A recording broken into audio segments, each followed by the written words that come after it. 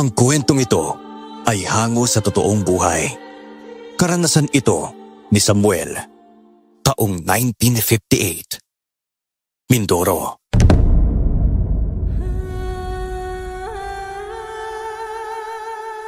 Noong mga panahong ito, binata pa lang ako at naninirahan kasama ang aking ina.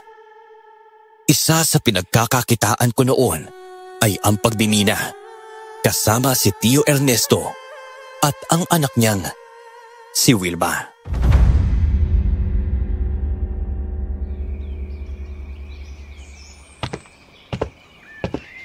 Anak, nasabi mo na ba sa Tio Ernesto mo na gusto mong sumama sa kanila ni Wilma sa bundok kung saan sila nagmimina? Oo nga po, hindi pa po, Nay. Siguro mamayang hapon. Pupuntahan ko po si Tio Ernesto sa bahay nila para sabihin sa kanya tungkol doon. O sige, ikaw ang bahala. Siya nga pala, narinig mo na ba ang balita tungkol sa nangyari sa kabilang baryo? Ano naman pong balita yun, Nay? May ilang taga roon ang nabiktima ng aswang. Ay, Diyos ko! Natagpuan lang na wala ng buhay sa palayan. Wak-wak pa ang tiyan at halos wala nang natira sa mga laman loob ng mga taong yun. Ay, naku po. Nagsisimula na namang magasik ng kasamaan nila ang mga aswang na yan, Nay. Naku, panigurado sa mga susunod na araw kaya linggo. Maging dito sa baryo natin. Naku, magkakaroon din ng mga pabibiktima ng mga hayop na yan. Ay, kaya nga nababahala na rin ang mga kanayon natin dahil doon. Samuel, kapag umalis na kayo ng Tio Ernesto mo, mag-iingat kayong tatlo sa mga aswang. At baka may makainkwentro kayong mga ganong nilalang. Delikado yan. At baka pati kayo ay mabiktima pa ng mga ito. Basta wag po kayong mag-alala, Nay, ha? Hindi po ako mapapahamak sa mga aswang na yun. Naku, subukan lang nila, no? At makakatikim talaga sa akin yung mga aswang na yan. Marunong yata makipaglaban tong anak ninyo, no? Dahil sinanay ako ni Tio Ernesto. Ay, ikaw talaga, Samuel. Kahit na, wag ka pa rin pakampante. Oo na po, Nay.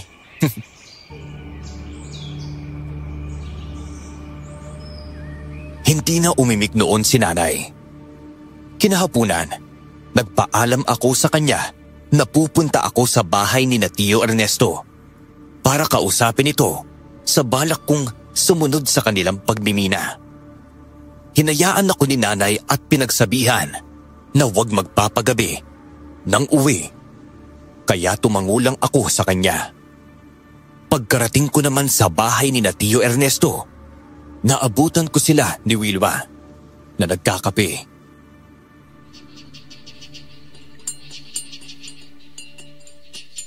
Oh, Samuel! Ay, mabuti naman at napadalaw ka rito sa bahay namin. No, may kailangan ka ba? Ang totoo po niyan, Tio, gusto ko lang po sana kayong makausap. Gusto ko po sana sumamang magmina sa inyo sa pupuntahan ninyong bundok ni Wilma. Naku, sayang din po ang kikitain kung sakali. Ba, kung gusto mo talagang sumama, di sige. Alis tayo. 4 araw mula ngayon, ha? Papupuntahin ko na lang din si Wilma sa bahay ninyo sa araw na yon. Sige po, Tio Ernesto. Naku, maraming salamat po, ha. Ay, isa nga po pala, Tio. Totoo po ba na nananalasa na naman ng mga aswang sa kanayunan? Sabi kasi ni Nanay sa akin may natagpong bangkay sa kabilang baryo At aswang daw ang nambibiktima. Naku, Samuel, huwag ka nang magtataka pa sa mga bagay na yan. May mga aswang sa mga nayon dito sa atin. Kaya naman hindi na imposible na bumalik ulit sila para manalasa. Malay natin, may mga tribo na pala mga aswang na naninirahan sa isa sa mga baryo rito. Kaya nga po Ay naku, wala talagang magawa mga nilalang na yun no? Dapat talaga sa kanila tinutugis at pinapatay Gaya ng ginagawa ng mga tao noon. Nakalimutan ko na nga pong pangalan ng bantog na mananugis, yung ikinakwento sa akin ni Nanay. Basta wag mo nang isipin ang tungkol doon. Kung sakali bang hanggang dito sa baryo natin manalasa sila, may siguradong pagsisisiyan nila ang bagay na yun, no? At hindi papayag yung mga taong nandito sa atin na manalasa mga nilalang na yun, no? Abay lalo na ako. Haharapin ko sila at papatin kapag nagkataon. Nakuha ko rin po. Subukan lang talaga nila. O di ba? May kakayahan naman tayo makipaglaban kaya hindi dapat tayo matakot sa mga nilalang na yon. Ay teka, siya nga pala. Tukol sa pagbibina kailangan pala magtagal tayo sa bundok na pupuntahan natin ha. Alam mo namang may mga kakumpetensya rin tayong ibang tao pagdating sa bagay na yun kaya kailangan nating maunahan sila sa lugar nang sa gayon mas marami tayong makuwang ginto kumpara sa kanila. Sige po, Tiyo. Naiintindihan ko naman po yun. Mas mabuti nga po yung ganun nang mabantayan natin ang lugar kung saan tayo magmimina. Baka kasi maagahan nila Mawawalan pa tayo ng kikitain dahil doon.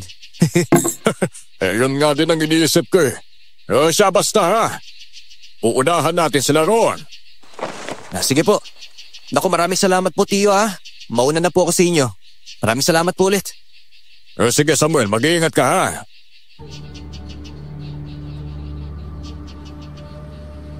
Nang mga sumunod na araw, mas naging maugong pa noon ang bali-balita tungkol sa pananalasa ng mga aswang. Nagdalawang isip naman si nanay na payagan akong sumama kay Tio Ernesto dahil doon.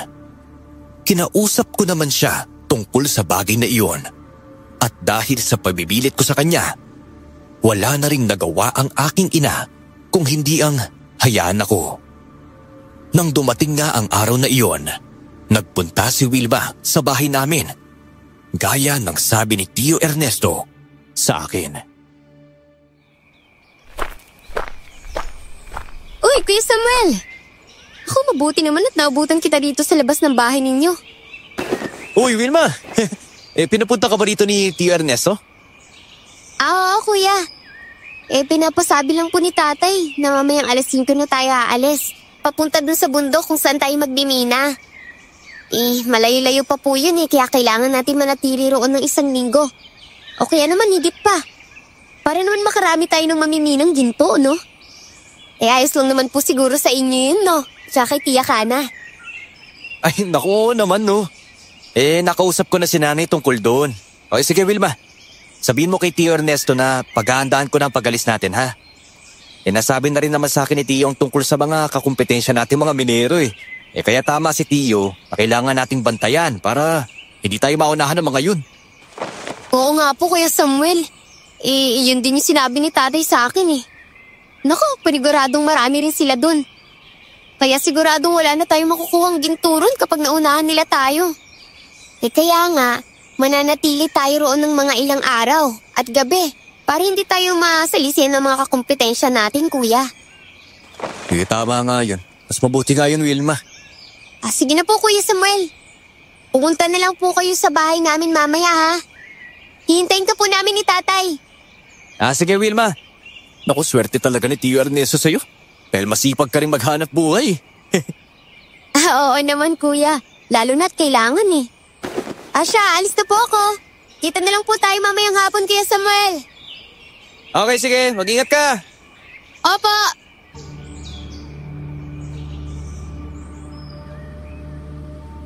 Pagkaalis ni Wilma, pumasok ako sa loob ng bahay namin.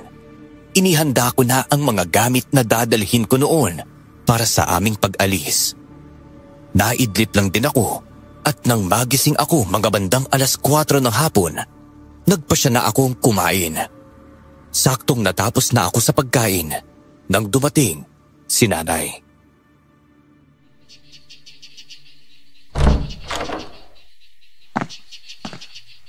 Anak, akala ko ba'y aalis kayo ngayon ni Tio Ernesto mo papunta sa bundok kung saan kayo magmimina? Opo, Nay. Tapos na po akong kumain at maghahanda na lang po akong umalis. Saktong nandito na po kayo kaya hindi ko na kailangan maghintay pa para magpaalam po sa inyo. Sige anak, mag-iingat kayo sa pupuntahan ninyong bundok, ha? Matagal pa naman kayo mananatili roon. Ay naku, wag na po kayong mag-alala sa akin, Nay. Kaya ko na po ang sarili ko Basta wag niyo na pong isipin na mapapahamak ako, ha? Dahil hindi naman mangyayari yun kasama ko naman po sina Tio Ernesto, tsaka si Wilma. Ay, alam ko naman yon, Samuel. Sadyang hindi ko lang mapigilan ng makaramdam ng pag-aalala. Lalo na't mawawalay ka sa akin ng ilang araw. Isa pa, malay natin kung may mga aswang na nakatira sa bundok na yon. At baka sila pang magiging dahilan kung bakit papapahamak kayo ron. Kayo po talaga, Nay.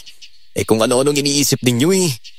Wala pong mga aswang doon at kung meron man po, hindi ko naman po pababayaan ng sarili ko na mapahabak dahil sa kanila, no? Hindi rin po kami pababayaan ni Tio Ernesto roon, Nay. Oh, siya. Sige. Basta iingatan mo ang sarili mo roon, Samuel. Buhay at wala kang sugat na umalis rito sa bahay, dapat ganun ka ring babalik dito. Opo, Nay. Huwag din po kayo malungkot ha, habang wala ako rito ha. Nakakapangit pa naman po ang pagiging malungkutin. Ikaw talaga, Samuel. Sige na, ayusin mo na ang sarili mo roon at maging ang mga gamit na dadalhin mo. Anong oras na at baka hinihintay ka ng Tio Ernesto at ng pinsan mo? Nay, opo, sige po, Nay.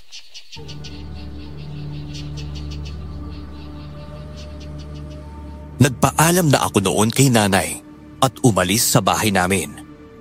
Dumiretso na ako sa bahay ni na Tio Ernesto. Malayo pa lang ako sa kubo nila. Natanaw ko na sina Wilma na palabas doon.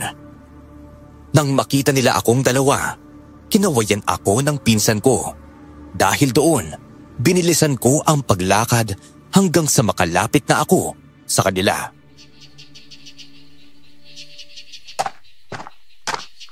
Oh, sakto lang din pala pagdating mo rito, Samuel ah.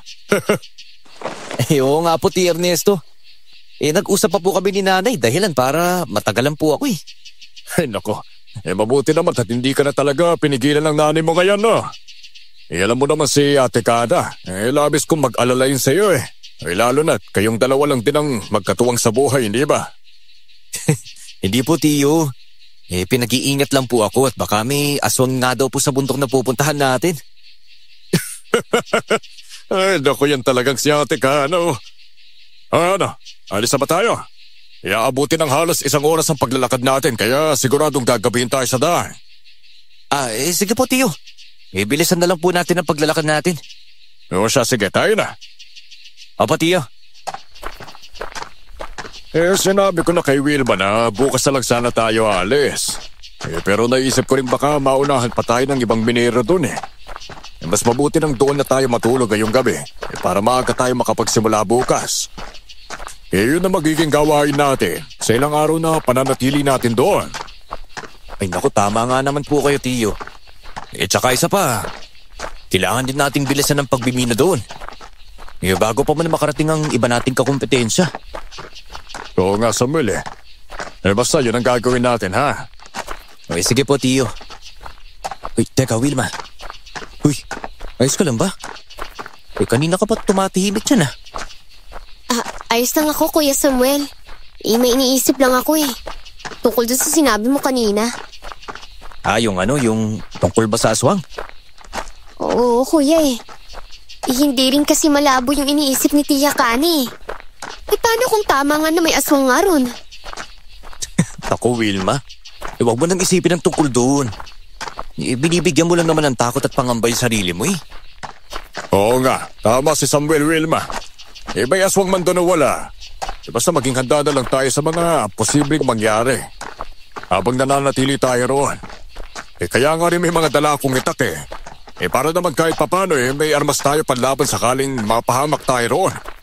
Lalo na sa mga mababangis na hayop o kaya mga aswang na yan. Hindi na kami nakaimik noon ni Wilma. Tahimik lang kaming naglalakad habang nakasunod kay Tio Ernesto. Dahil inabot kami ng gabi sa daan, tanging lampara na dala namin ang nagsilbing ilaw naming 3. Habang mabilis na naglalakad sa mga kagubatang nadadaanan namin. Naging alerto lang din kaming 3 noon dahil iniisip namin na baka may sumugod na mabangis na hayop. Sa kabutihang palad, walang naging problema sa aming paglalakbay hanggang sa nakarating kami sa bundok kung saan kami magmimina. Kaagad kaming naghanap ng mapagpupwestuhan at naglatag ng dala naming higaan. Pagkatapos, nagpasya na kaming magpahinga dahil nakaramdam kami ng pagod.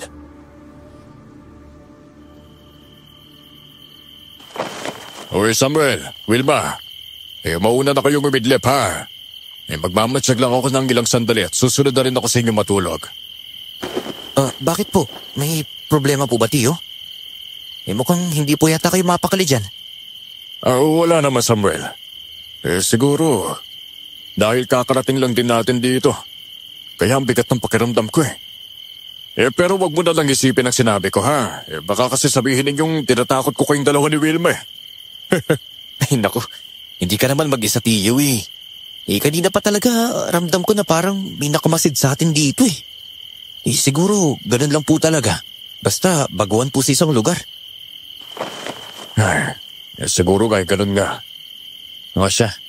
Wilma, mauna ka nang matulog ha. Alam kong pagod ka na eh. Sasamahan ko na lang muna si Tio Ernesto na magmatsyag sa paligid natin. Sige po. Matutulog na po ako, Tay. Kuya Sabal. Siya, sige anak. Matulog ka na mabuti ha. Maaga pa tayo magsisimula sa pagtatrabaho bukas. Opo, Tay. Ikaw, sigurado ka bang hindi ka pa matutulog, Samuel? Mukhang hindi na po muna, Tio. Sabay na lang po tayong matulog. Gusto ko ring makiramdam muna sa lugar na to eh. Baka kasi may mabangis na hayop dito at matsyempuan natin. Sayang din. Baka pwede natin gawing pagkain yan. Tama ka nga rin naman doon. Siya, sige, ikaw ang bahala. Wala naman po sigurong aswang sa lugar na to, Tio Ernesto, no? Na mambibiktima sa atin. Ngayong nandito na tayo di ko rin alam kung masasabi ko ba na wala talagang aswang dito, Samuel. Kung papakiramdaman natin ang paligid natin ngayong gabi, baka wala naman, hindi ba? Siguro, dala lang din ang pagod na nararamdaman ko. Siguro nga po, Tio. Naku, winawaksi ko na nga lang din ng kakaibang nararamdaman ko eh. Naku, mas mabuti na yon. Ang sa gayon hindi ka na makaramdam ng takot. Pero kung hindi talaga may iwasan na may mga aswang na nananatili sa lugar na ito, naku, wag lang silang magkamaling sugurin tayo. At gawan na masama. Hindi ako magdadalawang isip na labanan sila at patayin. Naku, ako rin po, Tio, no? Subukan lang ng mga nilalang na yun dahil mahahanap nila ang katapat nila. Oo nga, tama ka nga riyan. Siya. Baka tahimik naman ang paligid natin ngayong gabi. Matulog na rin tayo, Samuel. Maaga tayo magigising bukas para simulan ng trabaho natin dito. Sige po, Tia.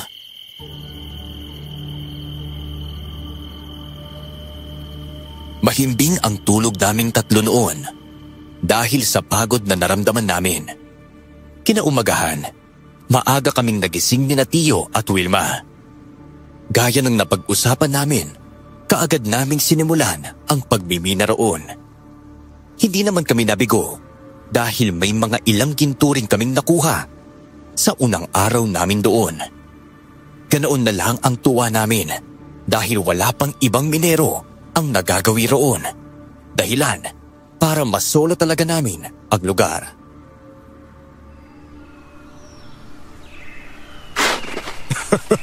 Ito na nga ba sinasabi ko sa inyo, Samuel, Wilma Naku, mabuti na lang at nauna tayo sa lugar na ito. Kaya tingin ko makakarami tayo ng mamimidang ginto. Naku, oo nga po, Tio kung ikukumpara sa iba nating napuntahan noon, mas marami tayong nakukuha dito, no? Kahit unang araw pa lang natin. Naku, magpatuloy lang tayo sa ginagawa natin, ha? Kung ilang araw tayong mananatili dito, tiba-tiba tayo pag-uwi natin sa ating baryo. Dahil sa dami ng ginto na makukuha natin sa bundok na ito. Naku, tama po kayo, Tay. Sana nga'y maging makabuluhan ang pagbimina natin dito kung ganoon nga mangyayari. Naku, sigurado din, Tio Ernesto, no?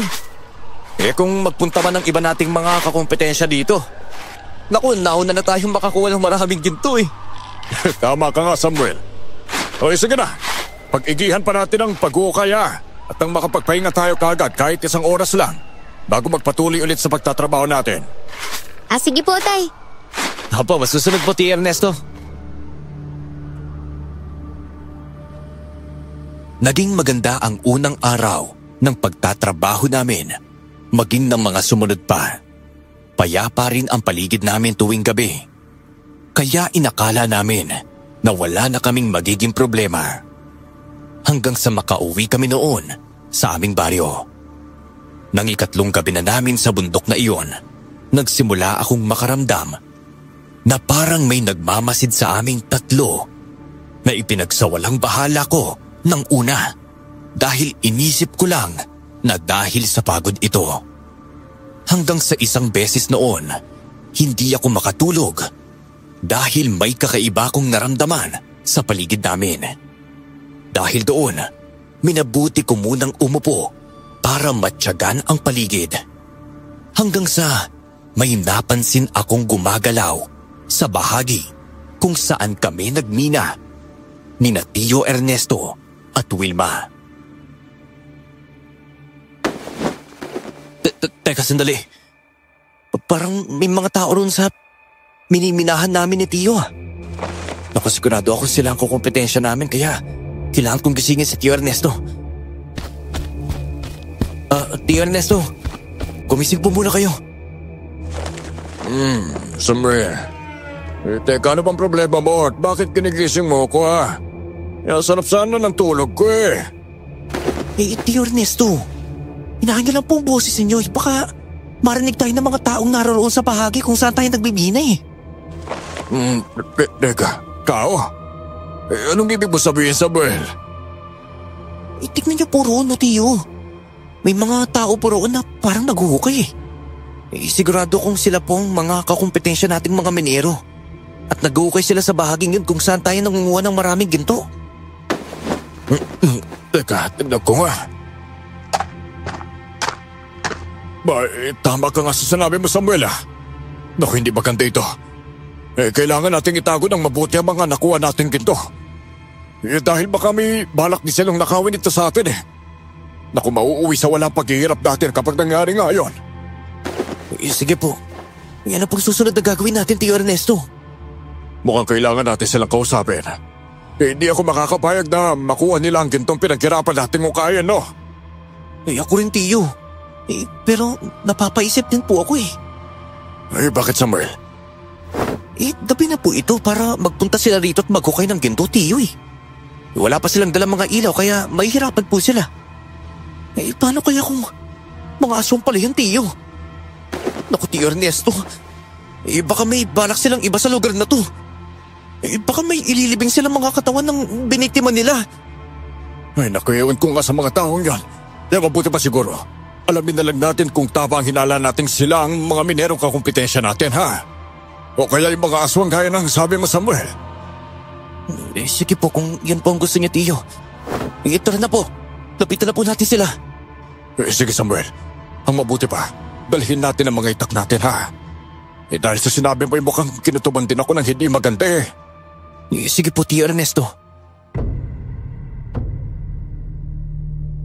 Dala ang mga itak naming dalawa. Nagsimula na kaming maglakad palapit sa mga taong nakikita naming naguhukay sa bahaging kung saan kami nagmimina noon. Habang papalapit kami sa mga tao roon, nagsisitaasan ang mga balahibo ko. Nakakaramdam ako ng kakaibang kaba sa hindi malamang dahilan.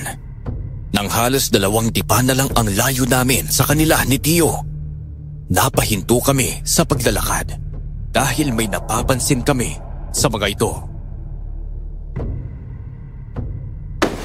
Hoy! Anong ginagawa niyo rito? Nang ganitong oras, ha? Teka, Tio Ernesto. Mukhang hindi po tao ang mga yan, ha? Tignan niyo po mga anyo nila. Lalo nang nagbabaga nila mga mata. Mukhang tama ka nga, Samuel. Mga aswang ang mga nilalang na yan. Ako, hindi maganda to. Teka, ano na pong gagawin natin, Tio? Baka susugurin nila tayo. Dahil sa ginawa natin pang-iistorbo sa ginagawa nila. Ngayon, ay may sagot na sa tanong natin. Kung may aswang ba dito o wala, nasa harapan na natin sila. Hindi tayo atras, Samuel. Kung sakaling nga atake sila sa atin, lalaban tayo. Wala sa angkan natin ang tuwag. Lalo na pagdating sa ganitong sitwasyon. Opo, Tio. Handa po ko makipaglaban sa kanila kung kinakailangan. Mabuti naman kung gano'n. Maganda ka lang, Samuel, ha? At kapag nagsimula na sila sumugot, salubungin natin sila at makipagpuno sa kanila ng patayan, ha? Sige po, Tio. Umanda kayo! Hindi man namin alam kung ginto ba talaga ang pakay ninyo rito o may iba pa. Pero hindi namin kaya mabiktima kami! Huwag kayong mag-alala, Ernesto, Samuel. Hindi naman namin kayo sasaktan kung hahayaan lang ninyo kaming mag-ukay rito. Huwag kayo mangingialam at hindi rin namin kayo pakikialaman. Teka, paano kilalanin niyo kami ni Tio Ernesto? Oo nga! Sino ba kayo ha? At ano ba talagang pakay ninyo sa lugar na ito? Hindi na mahalaga kung sino kami. Hindi namin pwede sabihin sa iyo kung anong pakay namin dito at bakit nag-uukay kami ng ganitong oras. Kung ayaw ninyong masaktan, umalis na lang kayo rito at bumalik sa mga pwesto ninyo. Wala kaming balak sa inyo dahil hindi kayo ang ibinunta namin dito. Nakakapagtaka lang naman kasi kung bakit kilala niyo kami ni Samuel. Hindi namin kayo kilala at hindi kami pamilyar sa inyo. Yun ang inaakala mo. Kilala niyo kami pero hindi niyo alam na ganitong uri kami ng mga nilalang. Sige na, Ernesto. Bumalik na kayo at magpahinga. Hayaan na ninyo kami rito nang sa gayon makuha namin ang kung anong pakay namin dito. Kung susunod kayo sa sinasabi ko, walang magiging problema sa pagitan nating lahat. Ano ba hindi namin gagawin kung ano sinasabi ninyo? Maaari kaming manganib sa mga nilalang na tulad ninyo, kaya hindi namin nahayaan na umabot pa roon ang aming sitwasyon kapag hinayaan namin kayo ngayong gabi. Hindi ko akalaing ganyan kapalakatapang, Ernesto. Hindi na namin kayo pinakikialaman sa mga gintong nakuha ninyo dahil hindi yun ang gusto naming makuha sa bundok dito. Kung ako sa inyo, huwag na kayong magmatigas pa dahil hindi rin kami magdadalawang isip na patayin kayo sakaling kalabanin ninyo kami. Wala akong pakialam kung lalabanan ninyo kami.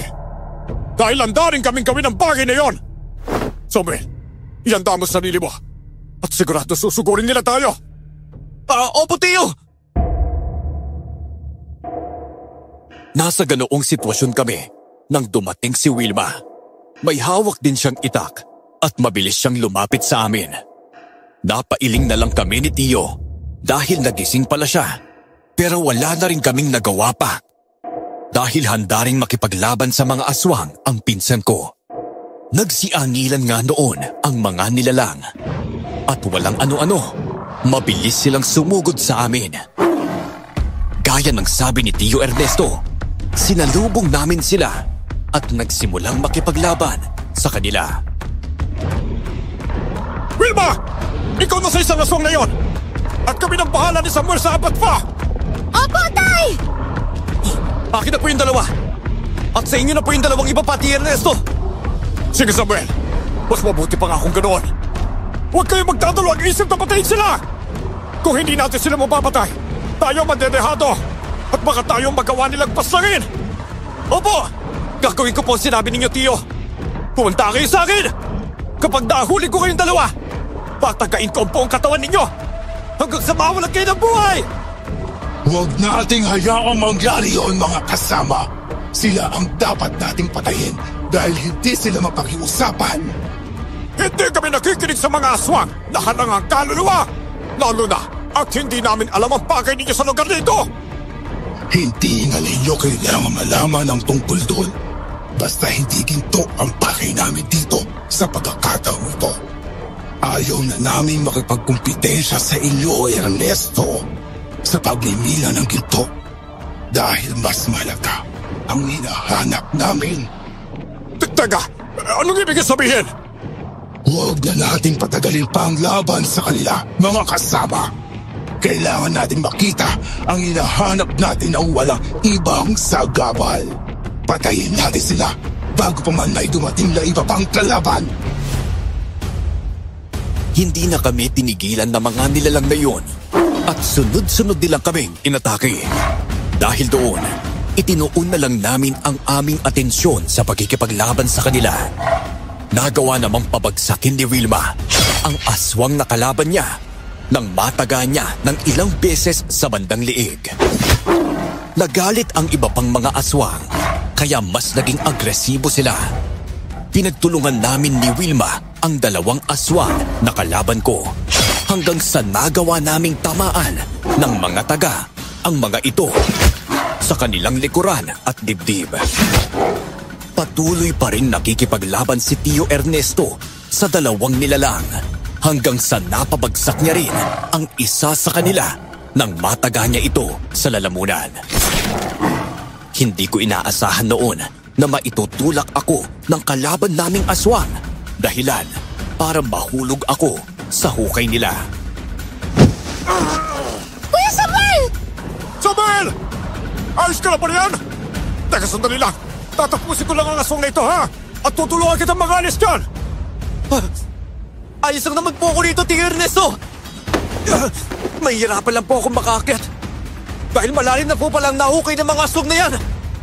Basta huwag kang mag-alala, ha? Ialis ka namin ni Wilmar yan kapag naubos na naming mapas ng mga hayop dito. Sige po, Tio. Susubukan ko lang din pong makaakyat sa abot na makakaya ko. Sige, Samuel! Teka, sandali. Ano kayang kumikinang na bagay sa bahaging yun? Teka, mapuntahan nga. At baka sakaling ginto to. Naku, sayang din kapag hindi ko ito nakuha. Aray! Hayop ka, aswang ka! Teka, mukhang hindi maganda to, ha? Kailangan ko na makaalis dito para tulungan ko sila Tio Ernesto at Wilma. Pero bago yan, hukahin ko muna ang bahaging ito para makakuha ng bagay na kumikinang dito. Hindi na ako nag-aksaya ng oras ko noon at nagsimula na akong hukayin ang bahagi kung saan may napansin akong kumikinang na bagay. Binilisan ko ang paghukay, lalo na at kamay lang ang gamit ko ng mga oras na yon. Ganoon na lang ang tuwa ko nang may makita akong ginto roon. Walang pagdadalawang isip na hinawakan ko ito at mabilis na kinuha. Nagulat ako dahil hindi yon isang piraso ng malaking ginto, kundi isang itak na may gintong hawakan. Hindi ko alam, pero nakaramdam ako ng kakaibang enerhiya na dumaloy sa buong katawan ko. Bigla ring kuminang ang gintong hawakan nito sa hindi ko malamang dahilan. Nasa ganoong sitwasyon naman ako nang marinig ko ang boses ni Wilma. Tinulungan niya akong makaalis sa hukay na yon. Sandali lang, Kuya Samuel. Bakit dalawa na yung itak mo? At ang isa ay ginto pang hawakan. Nakuha ko lang ang itak na to doon sa hukay kung saan ako nahulog, Wilma. Akala ko nga ginto eh. Dahil napansin ko kumikinang pero nagulat ako pagkuha ko. Isang itak pala to. Paano naman po napunta ang itak na yan doon, Kuya Samuel? Hindi ko nga rin alam, Wilma. Teka, si Tio Ernesto. Mukhang hindi pa rin siya tapos na makipaglaban sa mga aswang. Oo nga pala. Naku, mabuti nga tinagaw ni tatay ang atensyon ng mga aswang na nakalaban ko kanina. Kaya nagawa po kitang tulungan ngayon. Naku, maraming salamat kung gano'n, ha. Tara na. Tulungan na natin ang Tio Ernesto para matapos na ang laban sa mga aswang na ito. Sige po, Kuya Samuel. Tara na. Hoy, mga aswang! Samuel! Ako mabuti naman at nagawa kang mayalis si Wilma sa hukay na yon. Oo nga po, Tio eh. Tutulungan na po namin kayo magkapaglaban sa dalawang yan. Sige, Samuel! Hindi! Saan mo nakuha ang itak na yan? Kung sa hukay na ginawa ninyo. Kung saan ako nahulog dahil sa pagtulak na kasama mo sa akin. Huwag niyo sabihin na ito ang pake ninyong kunin sa lugar na ito, ha? Tama ka. Yan na ang hinahanap namin. Ibigay mo sa akin ang itak na yan kung ayaw mo ilibing kita sa hukay doon. Kung gano'n, hindi ko ito ibibigay sa inyo. Dahil ako nakahukay nito at isa pa. Ano bang kaya ng itak na ito, ha? At bakit gusto nito makuha? Parang wala namang espesyal sa bagay nito eh. Bukod sa ginto niyang hawakan. Wala kang alam tungkol sa itak na yan. Hindi pwedeng mapasa kamay mo ang bagay na yan, Samuel. Hindi mo alam kung gaano sa amin ang bagay na yan. Ano ba ang halaga ng itak na ito sa inyo, ha? Wala na kayo ron. Basta't malaki ang may tutulong yan sa amin. Kaya akin na. Ibigay mo sa akin, Samuel.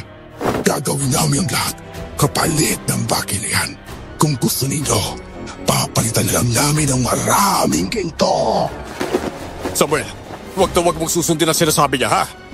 Hindi mapagkakatiwalaan ng mga aswang na yan. Baka imbis na palitan niya ng maraming ginto yan eh. Patayin ka agad tayo kapag ibinigay mo sa kanya ang itak na yan. Kung labis ang halaga niya sa mga aswang na ito, ibig sabihin, kakaiba nga talaga ang bagay na yan. Mukhang tama nga po kayo, Tio Ernesto. Malakas ang kutob kung may tinatago ang mga aswang nito tungkol dito eh. Nagalit ang aswang dahil ayaw kong ibigay sa kanya ang itak na gusto nila makuha. Sinugod ko na lang sila gamit ito at napansin ko ang takot sa kanilang mga mata. Hindi ko alam, pero nakaramdam ako ng tuwa dahil doon. Nakipaglaban sa akin ang dalawang aswang hanggang sa nagawa kong sugatan sa bandang dibdib ang isa sa kanila. Nagulat pa ako dahil biglang umusok ang bahagi kung saan siya nasugatan. Dahilan para hindi siya matigil sa kanyang pag-ungol na animoy labis ang sakit na naidulot ng itak sa kanya. Walang hiya ka, Samuel! Hindi ko mapapatawad ang ginawa mong ito sa akin! Teka, bakit ganyan ang nangyari sa sugat mo? Umuusok siya at labis na nabubulok. Palalampasin kita ngayon, Samuel. Pero babalikan kita at babawin kong itak na yan sa'yo. Hindi kita titigilan hanggat hindi ko nakukuha ang bagay na yan mula sa iyo. Humanda ka sa susunod nating pagkikita. Tio Ernesto, ano na pong gagawin natin ngayon? Hayaan na po ba natin sila makatakas? Hindi, Samuel. Habulin natin sila at patayin. Kung hahayaan natin sila makatakas ngayon, baka balikan ka nila kapag kumaling ang aswang na nagawa mo sugatan ng itak na yan. Pero kapag pinatay natin sila ngayon, wala ka ng pangangambahan pa sa susunod. May punto po ang sinabi ni Tatay, Kuya Samuel. Kapag nakatakas pa sila ngayon sa atin, hindi lang ikaw ang manganganib, kundi madadamay pati si Tia Kana. Nagbanta na sa'yo ang aswang na yun, di ba? Kaya hindi na malabong gawin niya to sa atin. Aba, yun ang hindi ko hayaang mangyari, no? Hindi pwedeng madamay si nanay. Dahil lang sa itak na ito. Hindi ko naman alam kung bakit napakahalaga para sa mga nilalang na yun ito eh. Sige, Tio. Sundan po natin sila. Hindi na po natin sila bubuhayin pa. Sige, Samuel. Tara na! Hanapin natin ang mga aswang na yun. Hanggang sa ngayon, nagtataka pa rin ako kung bakit nila tayo kilala. Hindi kaya. Sila ang mga kakumpetensya natin sa pagbibina, Tio Ernesto. Sila lang ang naiisip kong mga tao na nakakakilala sa atin maliban sa mga kanayon natin eh. Yun nga din ang iniisip ko, Samuel eh. Hindi kaya, imbes na ginto ang kinukuha nila, yung itak pala ang hinahanap nila. Baka nga mali tayo nang akalang kinukumpetensyahan nila tayo sa pag-ukay ng ginto. Pero ang totoo, ang itak pala na nahukay mo ang hinahanap nila. Siguro nga, Tio. Pero malalaman din po natin ang tungkol sa bagay na yun, ha? Kapag nakaharap ulit natin ang mga aswang na yun. Bago natin sila tuluyan, sisiguraduhin natin makikilala natin sila. Sige, Samuel. Yun ang gagawin natin sa kanila, ha? Aalamin din natin kung bakit nila gustong makuha ang itak na hawak mo ngayon. Opo, Tio. Hindi na muna namin inisip ang tungkol doon at itinoon na lang ang pansin sa paghahanap sa dalawang aswang na nakatakas.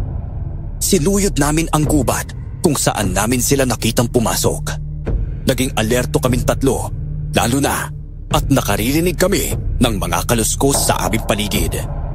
Hindi ko maintindihan doon dahil habang mas tumatagal na hawak ko ang itak na may gintong hawakan na nahukay ko, nakararamdam ako ng kakaibang lakas na dumadaloy sa buong katawan ko.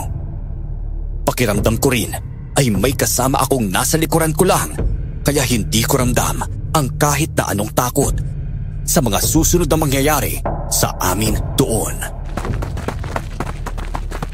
Nang makarating kami sa gitna ng gubat, natanaw namin ang dalawang aswang na hinahabol namin.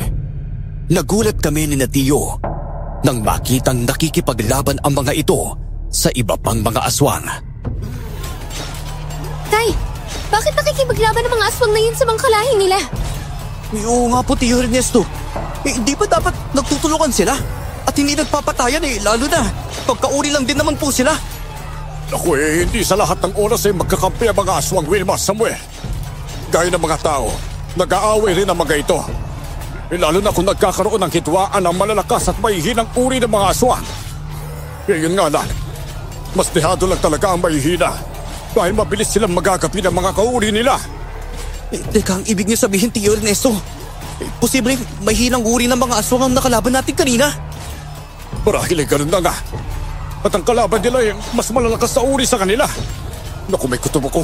May kinalaman sa pinag-aawayan nila. Ang itak na nakuha mo, Samuel. Tay, ano na pong gagawin natin? Kapag nagawa patay ng mga aswang na yun ang mga nilalang na hinahabol natin, hindi na natin sila magagawa pang kausapin pa. Hindi na natin malalaman kung sino sila. At kung bakit nila gustong makuha ang itak kay Kuya Samuel. Hindi tayo pwedeng tumunganga na lang at maghintay lang sa mga susunod na mangyayari. Panigurado akong kapag napatay ng mga kauri nila ang dalawang aswang na nakalaban natin kanina, tayo naman ang pupuntiryahin nila. Ganoon din naman ang mangyayari kaya ngayon pala, haharapin na natin sila talabanan. Sige, Tio. Sangayin po ako sa sinabi ninyo. Tignan natin kung matatakot din ang ibang mga aswang na yon sa itak na hawak ko ngayon. Kung kinatatakutan ito ng dalawang aswang na tumakas mula sa atin, di ibig sabihin, ganoon din ang ibang aswang kapag nakita nila ito. Posible ang iniisip mo, Samuel. Kaya halika na, kainin Wilma, at puntahan na natin ang mga aswang na yon. Papatayin natin sila kung kailangan. Nang sa gayon hindi na rin sila makapagkasik ng lakip sa mga kanayunan. Sigurado kung sila ang nananalasa sa mga nayon. At kapag pinabayaan natin, mas lalo na pa ang pwede mangyari sa ating bayan. Sige po, Tio. Bilisan na po natin ang pagtakbo. Hindi na namin inaksaya pa ang oras naming tatlo. Nang marating namin ang kinaroroonan ng mga aswang na naglalaban, sinigawan namin ang mga ito. Itinuod nila sa amin ang kanilang atensyon at nakita naming galit na galit ang mga nilalang na iyon sa amin. Inihanda na lang namin ni Tio at Wilma ang aming mga sarili. Napansin kong nakatingin sa akin ang mga nilalang, lalo na sa itak na hawak ko. Bahagya akong nakaramdam ng kaba dahil doon. Kaya inihanda ko ang sarili ko at napahawak na mahigpit sa aking itak. Siya ang binatang sinasabi ko sa inyo. Siya ang nakakuha ng mahiwagang itak ni Diamar sa hinuhukay namin. Ngayong sinabi ko na sa inyo ang tungkol sa bagay na yun, pakawalan ninyo ako at huwag ninyo ako papatayin kayo ginawa ninyo sa kasama ko. Itong itak na ito ang tinutukoy mong mahiwaga. Kaya pala gusto ninyong makuha dahil naniniwala kayo mahiwaga ang bagay nito. Oo, yan ang nga. Gaya ng sabi ko, wala kayong alam sa itak na yan at sa kaya niya gawin. Kung ako sa inyo, ibigay na ninyo yan sa mga aswang nito. Baka sakali buhayin pa nila kayo kung ikukumpara sa amin. Walang awa ang mga aswang na ito. Pakiusap, pakawalan ninyo.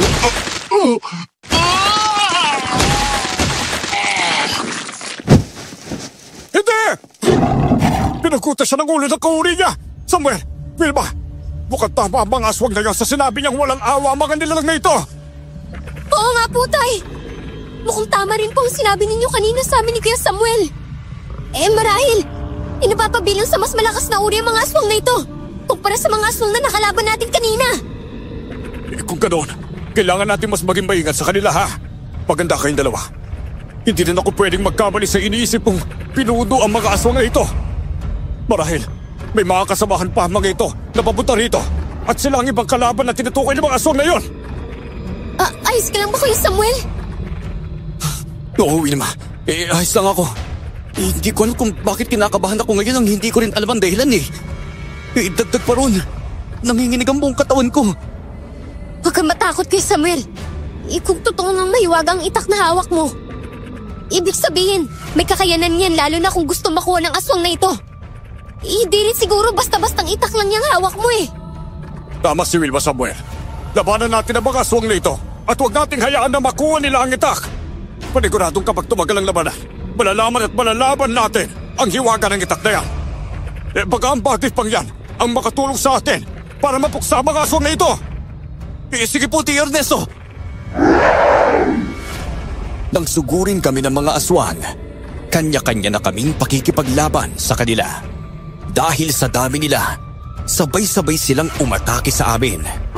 Napapatingin ako kina Tio Ernesto at Wilma at namamangha na lang dahil nagagawa naman nilang sabayan ang mga aswang na kalaban nila. Noon ko lang din napagtanto ang sinabi ni Tio sa amin ni Wilma na dapat ay may alam kami sa pakikipaglaban dahil kailangan iyon sa aming trabaho. Hindi ka nagkamali si Tio dahil nagagamit namin ngayon sa sitwasyong ito. Itinuon ko ang pansin ko sa pakikipagbuno at nagagawa kong mataga ang mga aswang na nakalaban ko gamit ang mahiwagang itak na tinatukoy nila. Nang sumugod sa akin ang dalawang aswang, naging mabilis ang kilos ko at nagawa ko silang mataga sa kanilang mga liig. Hindi na ako nagulat nang umusok ang bahaging iyon at tila mabilis na nabulok. Sige na, Manuel! Patay mo ang mga aswang na yan! Kaya siguro nila gusto makuha ang itak dahil may kakayubang takla itong kamangyarihan na pwede nilang magamit sa kasamaan. Mukhang tama nga kayo, Tio. Tignan yung nangyari sa kanila tuwing natatamaan ng itak na ito ang kanilang balat. Umusok at sugat at tila nabubulok ko. Panigurado kapag natamaan sila sa bandang ulo at leg nila, hindi na sila mabubuhay pa. Kaya nga, putirihin mo ang bahagi yun ng kanilang katawan para mas mabilis mo silang matalo. Pwede mo rin tagayin ang likuran nila dahil hindi rin sila mabubuhay pa kapag nangyari yun. Kaya mabubulok ang kanilang laman sa porting yun. Sige po, Tio Ernesto. Susubukan ko pang matamaan sila sa bahaging yun ng kanilang katawan. Pumunta kayo sa akin! Dahil bukod sa hindi ninyo makukuha ang itak na ito, papatayin ko rin kayo lahat! Tay! Gusto marami pa po sila! Siguro, may paparating pa rito sa kinaroroonan natin. Kailangan na natin tapusin ang mga aswang na nandito bago pa makarating ang iba nila mga kasamahan. Mahihirapan na tayo kapag dumami pa sila susugod sa atin! Apo, Tio Ernesto! Uubusin na po natin ang mga ito! Hindi ko alam, pero naramdaman kong parang mas gumaan ang katawan ko. Dahilan para mas bubilis ang kilos ko. Ramdam ko ring naging malakas pa ang bawat pag-atake ko sa mga aswang dahil bumabaon sa kanilang katawan ang bawat pagtagang nagagawa ko. Bawat aswang na natatamaan ko ng pagtaga gamit ang itak, napapahiyaw ng malakas, nabubuwal at halos hindi na rin makagalaw.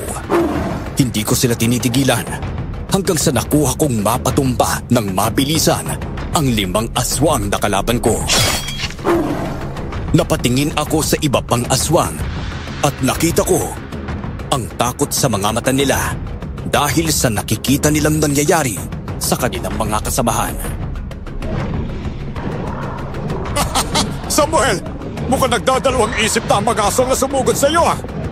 Takot na sila marahil dahil sa pag-ibayo ng lakas at liksi mo dahil sa mahiwagang itak na sinasabi nila. Tama si Tatay Kuy Samuel. Nakakamanghalang din po na mas nagiging mabilis ang kilos ninyo kumpara kanina. Nang dumating ang mga aswang na iyon, hindi na ako nag-alangan pang sugurin sila. Mahigpit akong napahawak sa itak at bawat aswang na umaatake sa akin, walang awa kong tinataga ng buong lakas sa kanilang leeg. Nagtaka ako kung bakit hindi man lang ako nakaramdam ng pagod noon, kaya napapangisi na rin ako habang kinakabahan ang mga nilalang. Naririnig kong napapahiyaw ang mga aswang na kalaban ni Tio Ernesto at Wilma sa tuwing nagagawa nilang paslangin ang mga ito. Marahil, hindi inaasahan ng mga aswang na kaya naming makipaglaban at mapatay ang kanilang mga lahi, dahilan para bahagya silang napaatras. Hindi na muna sila sumugod sa amin, kaya inakala rin namin noon na natatakot lang talaga sila. Nasa ganoong sitwasyon kami nang sa hindi inaasahan may dumating na isang kakaibang aswang. Naku, hindi maganda to, Samuel, Wilma. Hindi ako nagkakamali na may pinuno ang mga aswang na ito at sigurado kong yan ang leader nila. Ha? Bakit naman po, Tay? Teka, may problema po ba tayo, Tio Ernesto? Malaki ang problema natin dahil sa aswang na yan. Kung siya ang pinuno nila, ibig sabihin lang nun, mas malakas siya kung ikukumpara sa mga nasasakupan niya. Kailangan natin mag-ingat sa kanya. At baka siya pa ang makapaslak sa ating tatlo. Paano niyo naman po nasabi yan, Tio Ernesto? Hindi ko naman hayang mapatingin tayo, Tio eh. Ano ka ba? Alam kong hindi basta-basta ang aswang na yan. Dahil isa siyang agaras! Agaras? Oo anak, minsan ako nakaengkwentro ng aswang na yan nung maliit pa kami ni Ate Clara. Hindi ako pwede magkamali sa bagay na yon. Ano po ba yung aswang na yung Tiyo? Mukhang may tuturing nga na malakas sila base sa tawag sa kanila eh. Kakaiba ang aswang na yan, Samuel. Malalakas na uri sila na pumapatay hindi lamang ng mga tao, kundi maging ng mga kalahing aswang nila, tapos mababa sa kanila. At maging mga ikanto. Masasabing mabagsik ang isang agaras dahil makakaya nitong gawing mahina at walang kalaban-laban ng kanyang mga kaaway sa pamamagitan ng kanyang laway. Kapag nagawa ka nitong kagatin, sunod-sunod akong napalunok ng laway ko dahil sa mga sinabi ni Tio Ernesto. Napatingin din ako noon kay Wilma na halatang may takot na rin sa kanyang muka. Sinulyapan ko ng tingin ang agaras na tinutukoy ni Tio Ernesto na noon ay nakatitig lang din sa amin.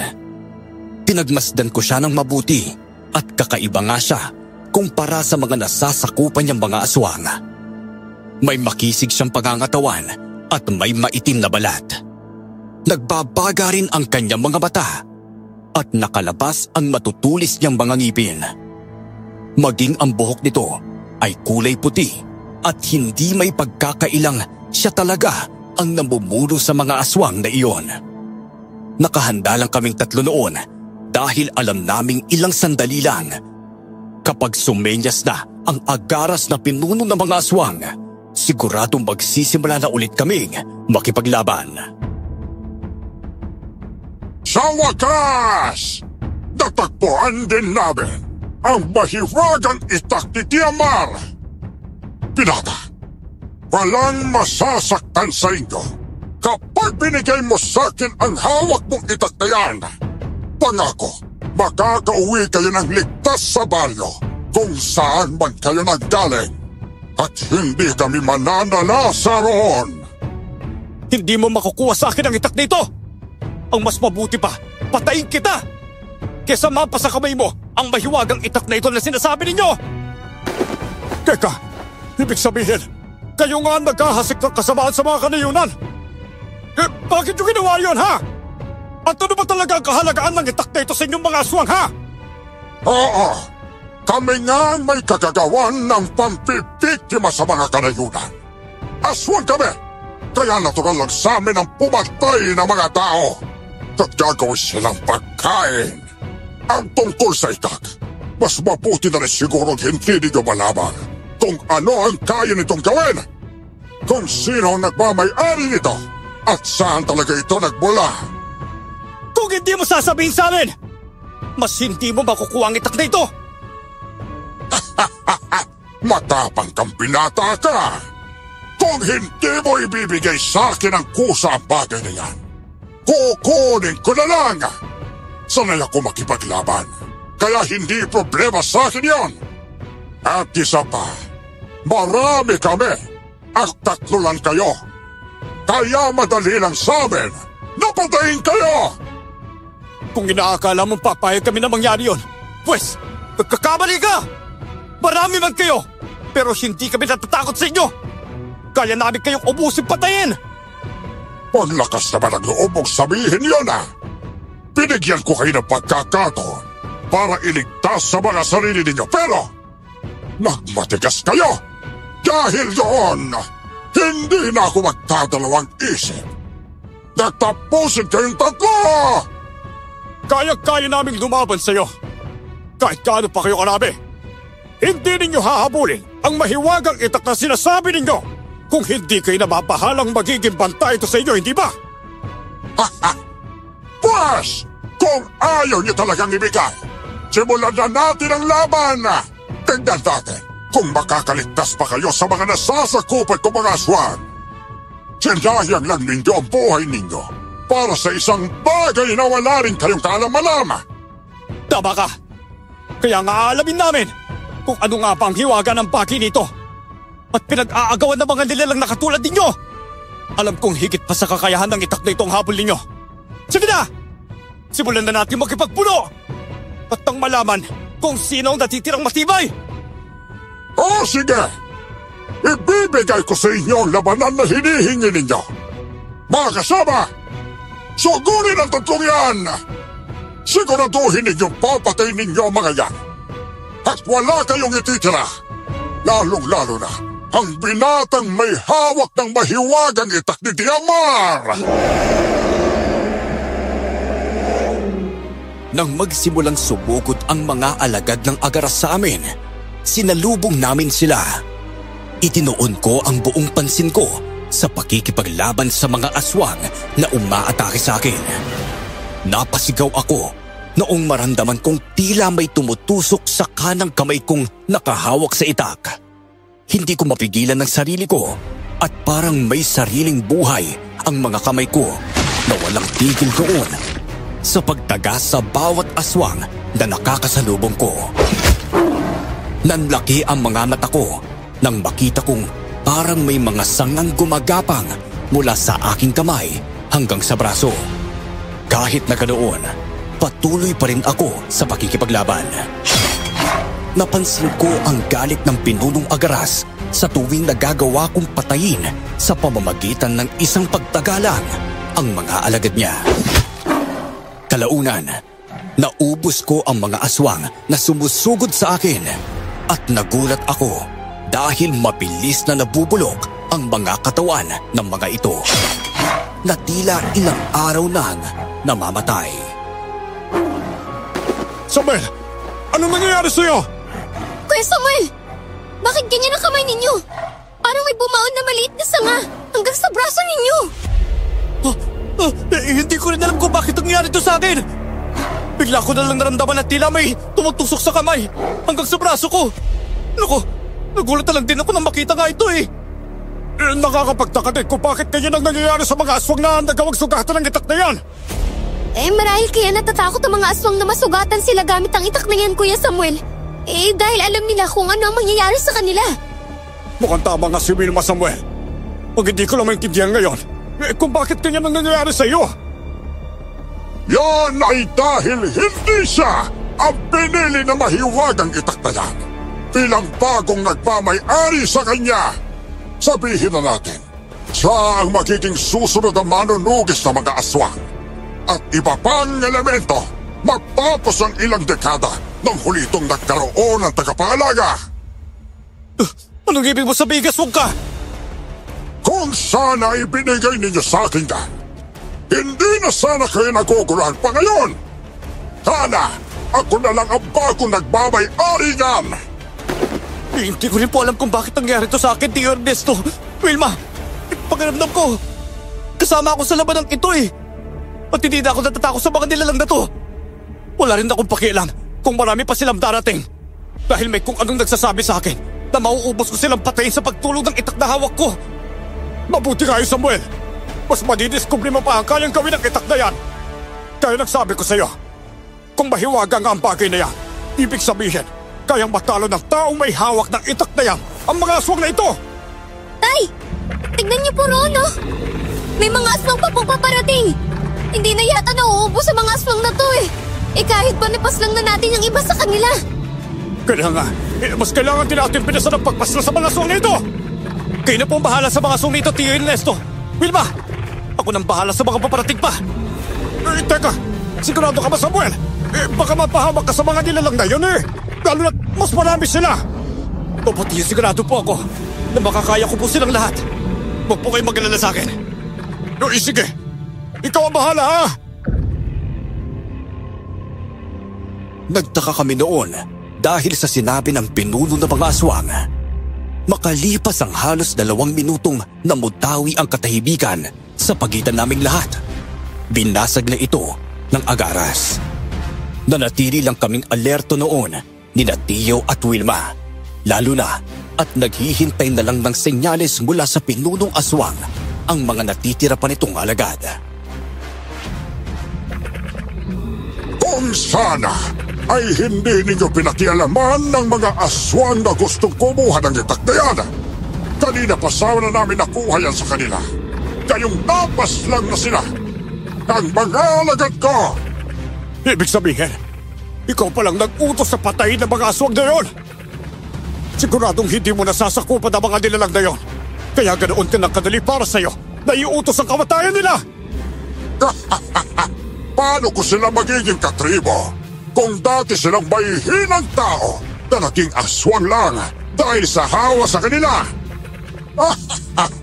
Nakakatawa talaga ang mga aswang na yon dahil hindi nila sinabi sa inyo kung sino sila at ano ang nangyari sa kanila.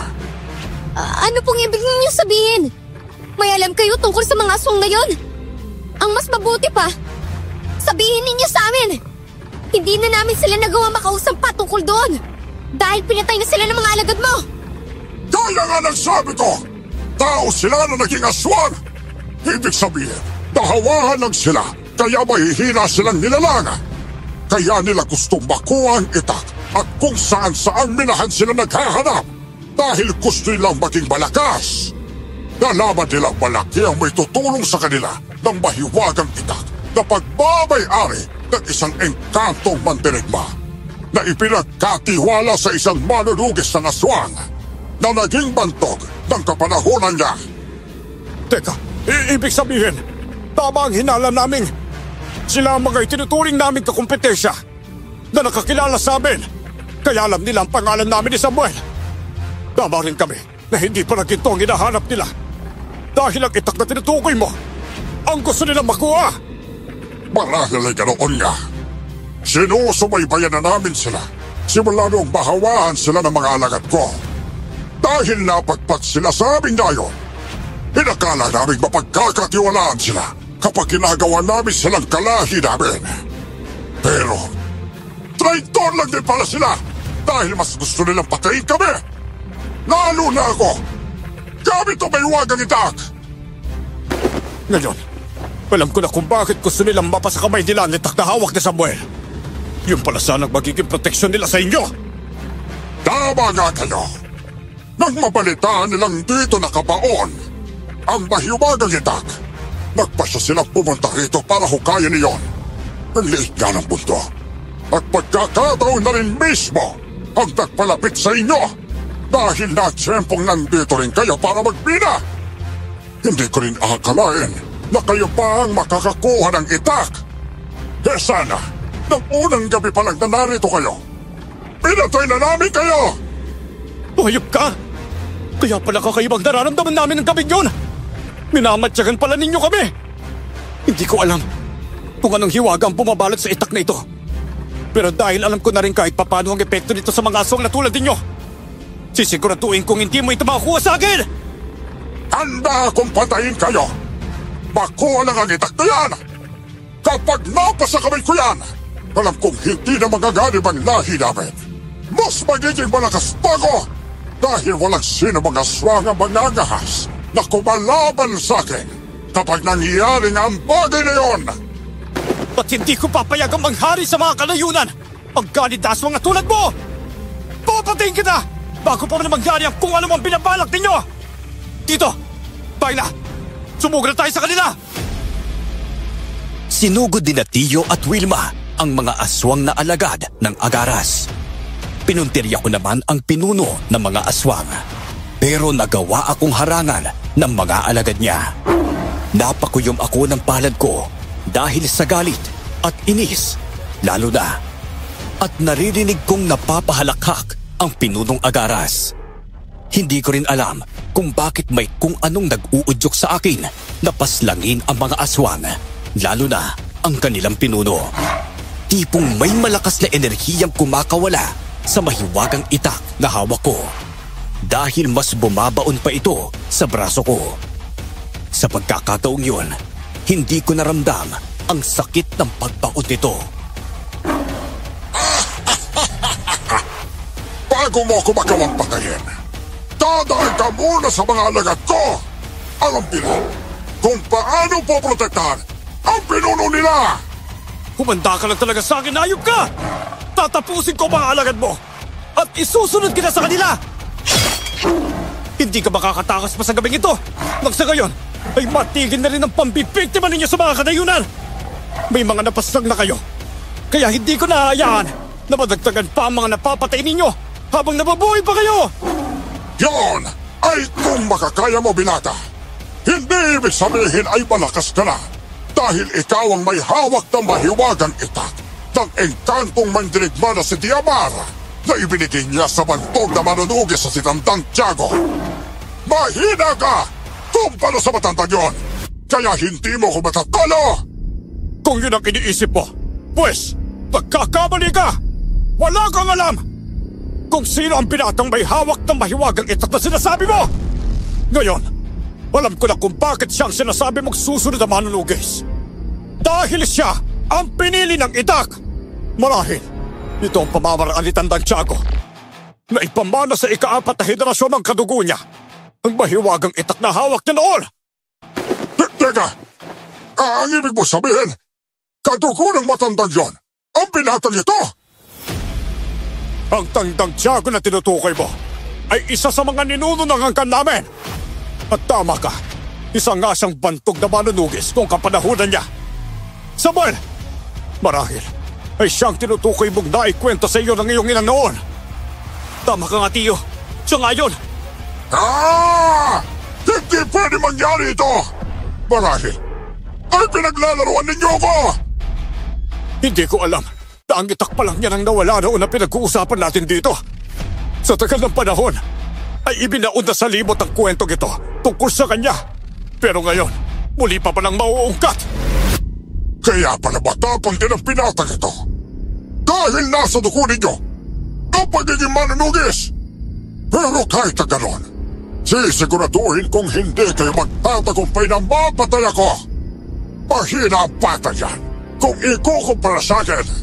Kaya sa aming dalawa, mas mananalo ako. Maliban na lang kung ano? Sabihin mong hayop ka! Kung kakabayan at tutulungan ka ng matandang Tiago na yon. At maging ng engkantadong mandirigma na si Diamara, yun lang din naman ang tsansa mo para matalo ako! Kung sigurado ka na yun lang ang paraan, eh bakit takot ka na mapunta ito sa iba? At gusto mong mapasa kami mo mahiwagang itak dito? Yon! Ay dahil sa banta sa kahit anong lahi ng aswang, ang maiwagang itak ni Diamar na isa sa pinakamabagsik na engkantong mandirigma na lumipol doon sa mga pinakaunang lahi ng mga agaras. Saan naging kapay ni Tandang Tiago? Na mga panahon yon, gusto kong makuha ang itak na yan dahil kapag ako ang nagmayari niyan, bukod sa wala na magiging banta sa lahi namin, magiging mas makapangyarihan ako kumpara sa iba pang mga aswang na pwede kong maging alipin at maging pagkain! Hayop ka talaga? Ganit ka! Ang dapat sa mga katulad mo, hindi na pinabuhay pa! Kaya humanda ka! Sinugod ko ang mga alagad ng agaras at walang awang pinagtataga ang mga ito. Nagawa kong ubusin ang 6 na aswang na sabay-sabay na sumugod sa akin. Kita kong natakot ang iba pang mga aswang at nagdalawang isip ang mga itong umatake. Hinamon ko sila at kalaunan dahil sa banta ng kanilang pinuno na papatayin sila kapag hindi nila ako napaslang. Wala na silang nagawa pa. Naramdaman ko noon na habang tumatagal ang pakikipaglaban ko sa mga aswang, mas nag-ibayo ang lakas at liksing taglay ko. Mas gumagaan na rin ang buong katawan ko. Sa kalagitnaan ng pakikipagbuno ko, nagulat ako nang biglang lukubin ng kakaibang kinang nang gintong hawakan ng itak ang buong katawan ko. May naririnig din akong boses sa isipan ko na nagsasabing huwag akong titigil sa pakikipaglaban dahil sasabahay niya akong mapaslang ang pinuno na mga aswang. Ay nako! Mukhang itiwagan dito! Mukhang ginagabayan ka na ni Tandang Tiago at Diamar! Tama ka nga! At hindi ako titigil na makipaglaban hanggang sa magawa ko maubos ang lahi ninyo! Kuya Samuel! Mukhang siya na lang at ang 4 ng alagad ang natitira ngayon dito! Oo nga, Samuel! Ang mabuti pa, tapusin na natin ang laban sa mga aswang na ito! Kami na ang bahala sa 4 niyang alagad at ikaw naman sa kanya, ha? Kapag natapos kami, tutulungan ka namin tapusin ang hayop na yan! Kahit mag-isa na lang ako at magsama-sama pa kayong tatlo, hindi pa rin ninyo ko matatalo. Hindi lang ako matamaan ng mahiwagang itakbo, binata. Hindi mo ako mapapatay.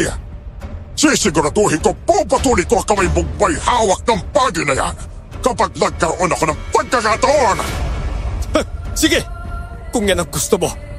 Pero isa lang ang masasabi ko talaga sa iyong hayop ka. Kung may mamamatay man ngayong gabi, ikaw yun! At ito ang magiging katapusan ng lahi ninyo! Sige! Bakit hindi na natin simulan ang laban?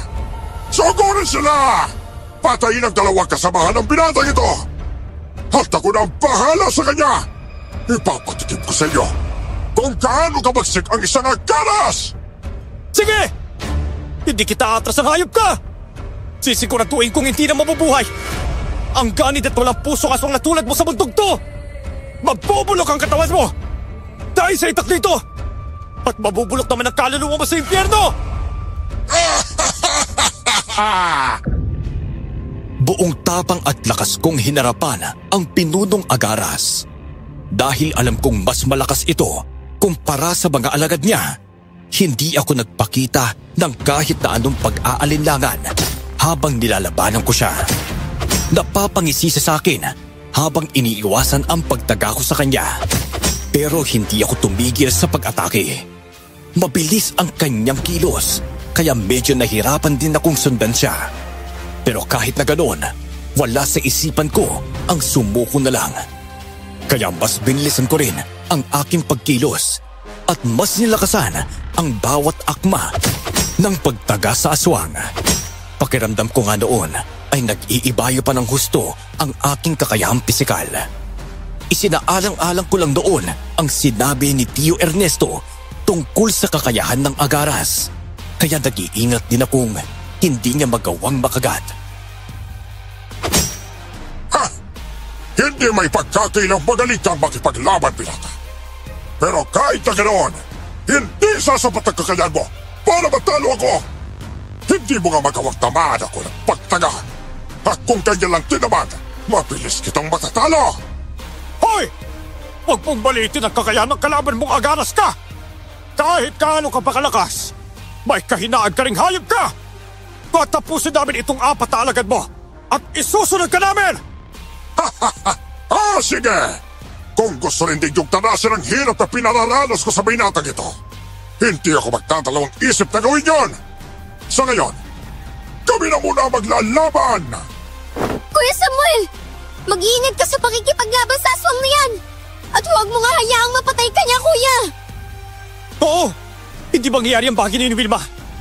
Malakas lang siya sa akin ngayon. Pero hindi ibig sabihin ay hindi ko na siya matatalo! Bago mo ako matalo, pahihirapan ka muna sa mga kamay ko. Kapag nagawa kita mahuli, sasakalin kita at tudurugin ko ang mga buto mo na sa ngayon ay hindi ka na makalaban pa sa akin. Pagkatapos nun, dudukutin ko ang atay mo at kakainin ang buo! Kung inaakala mong matatakot mo ako sa kung anong mang pinabalak mo sa akin, nagkakamali ka. Hindi ikaw ang papatay sa akin.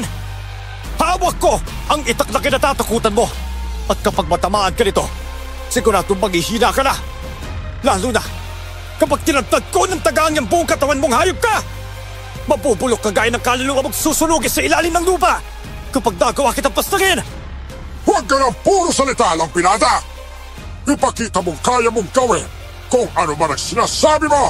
Sugod! Umanda ka! Tatapusin kita! Yan ay kung hahayaan kong mangyari. Ikaw ang tatapusin ko! Walang giya ka! Nagawa mong sugatan ang jet ko gamit ng mahaba mong mga kuko! Samuel! Guys ka lang ba? Sandali na lang! At patatapos namin ni Wilma ang mga aswang na ito! Tutulungan ka namin kagad! Huwag niyo po akong intindihan, Tio Ernesto! Ito na lang po ninyo ang atensyon niyo sa pagkikipaglaban sa mga aswang na yan! Kaya ko na po ang agaras sa ito! Nang muli akong sugurin ng agaras, wala na akong nagawa pa kung hindi ang umiwas sa kanya. Ramdam ko ang hapdi ng sugat ko sa tiyan. Pero kahit na ganoon, minabuti kong tiisin na lang. Hindi ako tinitigilan ng pinuno ng mga aswang hanggang sa nagawa niya akong mahuli at masakal gamit ang kanyang naglalakihang braso. Napapaungol na lang ako dahil sa higpit ng pagkakasakal nito sa akin. Halos mawalan na rin ako ng mali noon. Pero ganoon na lang ang gulat ko nang marinig kong napaungol ang aswang. Naramdaman kong babagsak ang katawan ko sa lupa. Pero biglang may sumalo sa akin. Wilma! Ikaw na muna ang bahala sa pinsan mo, ha? Tatapusin ko lang ang agaras na ito! Sige po, Tay! Kuya Samuel! Huwag po kayo mamamatay! Uuwi pa po tayo sa baryo kapag natapos natin ang laban natin sa mga aswang na to! Pakiusap po! Hindi ako mamamatay, Wilma. Huwag kang mag-alala. Kapag nakabawi ako ng lakas ko kahit ilang minuto lang na pahinga, makikipaglaban ulit ako sa aswang na yun. Hindi ko hayaan na mag-isa lang kayo ni Tio Ernesto na makipagbuno sa kanila. Hindi mo nakakayanin, Kuya Samuel! Hiyaan niyo na lang po kami ni Tatay na siyang tumapos sa laban ng agaras na yun! Hindi pwede, Wilma. Ayokong papahamak si Tio Ernesto. Aray kong ayop ka! Kapag ako nakawala sa pagkakasakal mo, papatayin kita ng tuluyan! Tay! Bitawan mo ang ama ko! Ibibigay namin sa inyo ang itak kung yun talaga ang gusto mo! Basta pakawalan mo lang kami at hayaan mo kami makauwi sa baryo namin! Kung kanina pa sana ninyo naisip ang bagay na yon, hindi na kayo magtumpa sa ganitong sitwasyon! Bibigyan na muna ninyo sa akin ng mahiwagang itak bago pakawalan ng taong ito! Wilma! Hindi ko ibibigay ang itak dito! Kapag ginawa natin yun, maghahari ang agaras na yan at papatayin din tayo kapag nadalasa yan kasama ang tribong bubuuin ulit niya! Hindi! Ito na lang po ang paraan para makaligtas tayo, Kuya Samuel! Hindi! Hindi! Hindi ko gagawin ang bagay na gusto mo! Tatapusin ko ang laban! Kahit ano mangyari sa akin! Alam kong kaya ko dahil hindi ako nag-iisa, Wilma! Pero Kuya! Alam kong hindi lang ito ang kaya ng itak na hawak ko! Alam kong hindi ito magiging mahiwaga ng walang dahilan! Kaya mo akong patanayin sa iyo sa kabila ng sitwasyon natin ngayon! May pag-asa pa rin manahig ang kabutihan sa kasamaan! Buong puso ako lalaban! Sinubukan kong tumayo noon para harapin ang agaras. Pero nanginginig ang buong katawan ko, lalo na ang tuhod ko. Naririnig kong tumatawa ang aswang, pero hindi ko pa rin isinusuko sa kanya ang itak na hawak ko. Nakikiusap naman noon si Wilma, lalo na't hindi tinitigilan ng aswang si Tio Ernesto. Napatingin ako sa aking tiyuhin at nakita kong napapailing ito. Hudyat na maging siya ay ayaw ring ibigay ang itak sa agaras. Nasa ganoong sitwasyon kami nang hindi kalayuan ay may napansin akong isang matandang lalaki na nakatayo. Nagliliwanag ito habang nakangiti sa akin. Hindi ko alam kung sino yun, pero nang biglang nawala ito sa paningin ko, pakiramdam ko ay nilukob ako ng kakaibang enerhiya. Kuya Samuel! Kumikinang ang hawakan ng itak na hawak mo! Oo nga no. Ako nang bahala rito, Wilma. Hoy! Bitawan niyo si Tio Ernesto! Ako ang harapin mo! At tayo magtutos! Yan ang gusto ko, binata. Matapang at hindi madali sumuko sa laban. Sige! Bibitawan ko itong lalaki ito. At gagalabanin kita! Oras na matalo kita. Tutuluyan kita at magiging akin na ang mahiwagang itak na yan! Sige! Pumapayag ako sa gusto mo! Ganyan na! Humanda ka! Dahil katapusan mo na! Samuel! Mag-ingat ka! Huwag kayong mag-alala, Tio Ernesto. Tatapusin ko na po ang laban sa agaras na ito. Ikaw ang humanda! Hayop ka! Dahil ikaw ang matatapos nating dalawa! Hindi ko alam, pero hindi ko ramdam ang hapdi ng mga sugat na natamo ko noon sa pakikipaglaban. Mas naramdaman ko ang kakaibang enerhiya mula sa mahiwagang itak na noon ay hindi na tumitigil ang pagkinang ng hawakan. Nang akmang susugurin ko na ang aswang, napansin ko ang kakaibang takot sa mukha niya. Noon ko lang napagtanto kung bakit. Nang mapatingin ako sa kanang gawi ko, nanlaki rin ang mga mata ko nang makita ang matandang nakita ko rin. Kasama ang isa pang nilalang na may mahabang buhok at matutulis na tainga. Nakangiti sila sa akin at kasabay ng pagtaga ko sa agaras, ganoon din ang ginawa nila. Dahilan para bumaon ito mula sa leeg hanggang dibdib ng aswang. Hindi pwedeng mangyari to! Bakit kasama mo si Tandang Tiago at Jamar? Marahil, yun ay dahil gusto rin nilang matapos ang kasamaan mo rito sa mundong to. Ngayon, sigurado na akong ito ang magiging katapusan mo!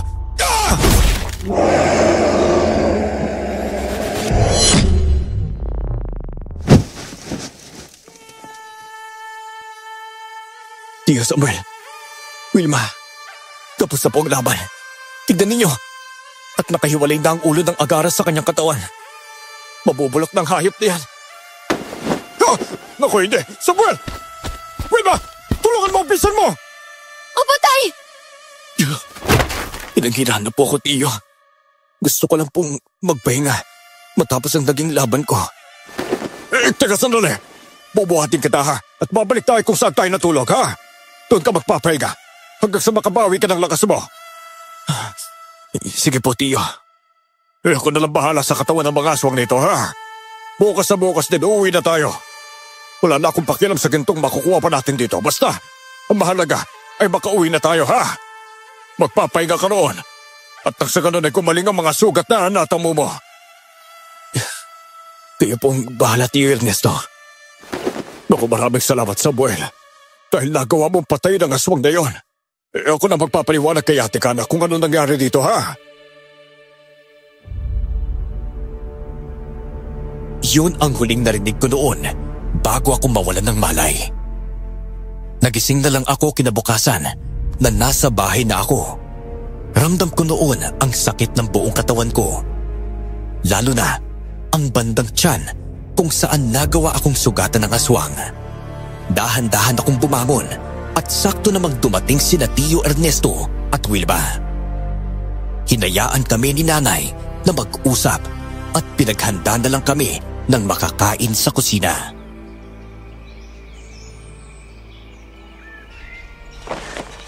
Kuya, paano niya nagawang paslangin ang agaras na yun? Hindi ko nga rin alam eh. Pero bago ko nagawang pati ng aswang na yun, nakita kong labis na takot sa mga mata niya. Pero ano ba talaga ang nangyari, Samuel, ha? Ang maywagang itak, Tiyo eh. Siya nga ang tumulong sa akin kung bakit napatay ko ang aswang na yun. Teka, anong hindi mo sabihin? Kasi ganito po. May matandang lalaki akong nakita eh. At isang kakaibang dilalang na may mahabang buhok at matutulis sa tenga. Sabi ng agaras bago siya mamatay, kasama ko si Tandang Tiago at Jamar. Kaya malakas ang kutob kong yun ang bantog na madadugis na tinutukoy nila.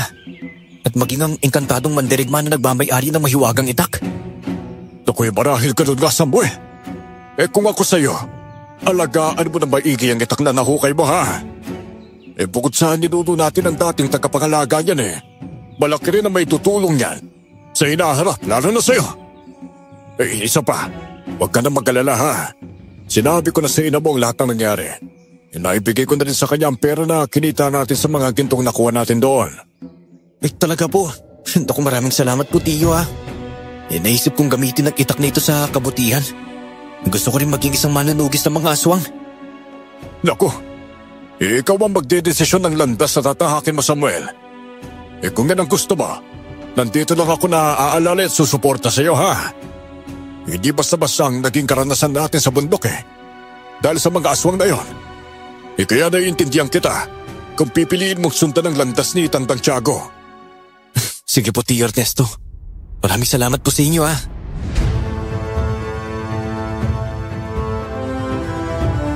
Hindi pa rin ako makapaniwala sa mga nangyari noon sa amin ni Tio at Wilma. Gaya ng sabi ko kay Tio Ernesto, pinili kong gamitin ang mahiwagang itak sa kabutihan.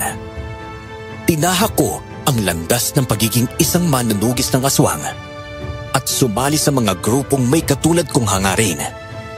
Mas itinuon ko ang sarili ko sa pagsasanay at pagpapalakas ng pisikal kong kakayahan. Suportado rin ako noon ni nanay, kaya mas ginanahan akong ipagpatuloy ang nasimulan ko. Sa paglipas ng panahon, nagkaroon ako ng sariling pamilya. Hindi ko nailingid sa kanila ang aking mga naging karanasan at mga gawain bilang isang manunugis ng aswang.